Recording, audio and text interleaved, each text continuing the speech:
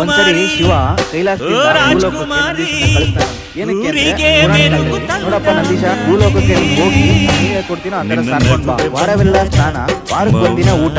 ಆದ್ರೆ ಈ ನಂದೀಶ ಭೂಲೋಕಕ್ಕೆ ಬರೋಷ್ಟ್ರಲ್ಲಿ ಅವ್ನು ಹೇಳ್ಕೊಟ್ಟಿದ್ನೆಲ್ಲ ಮರೆತು ಏನ್ ಹೇಳ್ತಾನೆ ಕೇಳ್ರಪ್ಪ ಕೇಳ್ರಿ, ವಾರವೆಲ್ಲ ಊಟ, ವಾರಕ್ಕೆ ಒಂದಿನ ಸ್ನಾನ ಪೂಜೆ.